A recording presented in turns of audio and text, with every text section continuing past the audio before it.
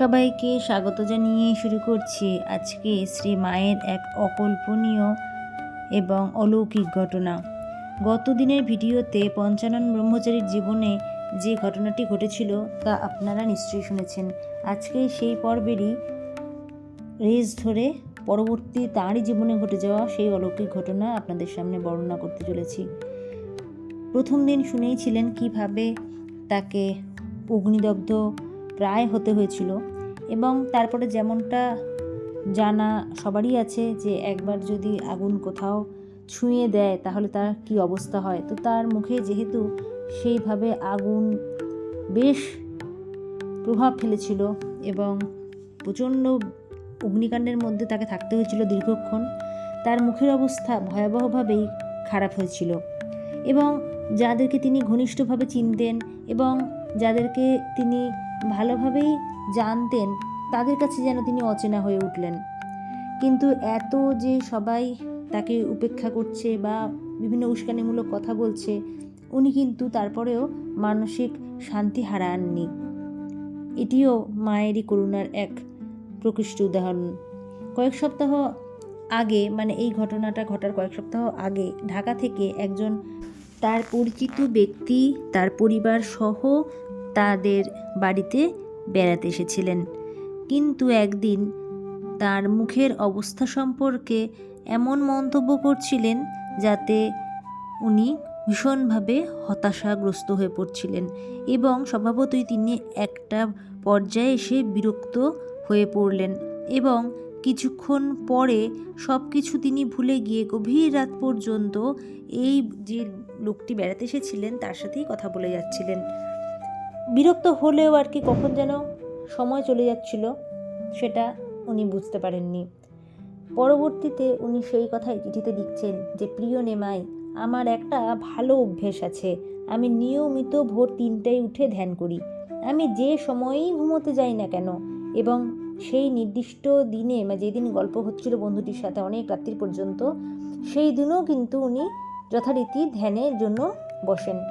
এরপরে একটা অস্বাভাবিক বলা ভুল, অলৌকিক একটা ঘটনাই ঘটে, যা ছিল উনি বাহ্যিক চেতনা হারিয়ে ফেলেন এবং হঠাৎই অনুভব করেন যে ওই ঘরটি যেন সম্পূর্ণরূপে ঐশ্বরিক এক আলোয় পরিপূর্ণ হয়ে উঠল। যেন ওই ঘরে মনে হলো চাঁদের কিরণ একদম এসে ঢুকেছে আর গোটা ঘর যেন সেই চাঁদের আলোয় ভেসে যাচ্ছে, এইরকম আর কি ঐশ্বরিক আলোয় ভরে গিয়েছিল। আর সেই মায়ের যে বিশেষ একটি রূপ, সেই রূপটি উনি সেই সময়ে ওই ঐশ্বরিক আলোর মধ্যে দেখতে পেয়েছিলেন এবং মা হাসি মুখে তার দিকে তাকিয়েছিলেন। সেই সময় তিনি যেন অস্থির হয়ে উঠেছিলেন, চঞ্চল হয়ে উঠেছিলেন, তার দুটি চোখ হয়ে গেছিল লাল। যাই হোক, সেই সময় রাতে তিনি শান্ত এবং মাকে দেখে তিনিও শান্ত হয়েছিলেন এবং মাও শান্তভাবে, প্রেম এবং স্নেহের মূর্ত প্রতীক মা আমাদের, কাজেই সেই রূপ বর্ণনার যোগ্যই নয়। তিনিও সেই রূপ বর্ণনা করতে পারেননি, আর আমরাও পারবো না। তো সেই যে মায়ের মিষ্টি স্নেহপূর্ণ যে গলা, সেই গলায় তিনি কথা বললেন। তিনি বললেন যে, তোমার মুখের অবস্থা নিয়ে কি তুমি একটু বিরক্ত ছিলে? তখন পঞ্চানন ব্রহ্মচারী বললেন, হ্যাঁ আমি ছিলাম। আমি উত্তর দিলাম, কিন্তু এখন আর নয়, বর্তমানে উনি আর বিরক্ত নয়। কারণ হচ্ছে মা সামনে, সেই সময় আর কি কোনো রকম বিরক্তিভাব মনে আর থাকে, তাই জন্য তিনি কিন্তু তখন আর বিরক্তি নিয়েছিলেন না। তখন তিনি বললেন, হে মা, আমি তোমাকে কখনোই এই কথা বলতে পারবো না। তুমি এসেছো, এটা তোমার করুণা, সেটা ঠিকই আছে, কিন্তু বাইরের যে সৌন্দর্য সেটা দিয়ে আমি কি করব? আমি তো অন্যান্য অনেক কিছু বর চাইতে পারি। তখন মা জেদ করে বলতে লাগলেন, দয়া করে একবার বলো। ভাবুন, মা বলছে যে দয়া করে একবার বলো, চাইতে হবে এই কথাটা, যে ও মুখ নিয়ে চিন্তা করছিল বা কষ্ট পাচ্ছিল, সেই কথাটা বলছেন মা নিজের মুখে মায়ের সামনে। বলো একবার, দয়া করে একবার বলো, আবার তোমার আগের চেহারার মতো হয়ে যাবে, দয়া করে একবার। আমিও জেদ ধরে বললাম, ব্রহ্মচারীজি বলছেন, আমিও জেদ ধরে বললাম, আমাকে তোমার মায়ার ফাঁদে ফেলো না, আমি এ ব্যাপারে কিচ্ছু বলবো না। মা তখন যেন হাসিতে ফেটে পড়লেন। শান্তি, মাধুর্য, প্রশান্ত এক মুখ আর হাসিতে ভরে গেল।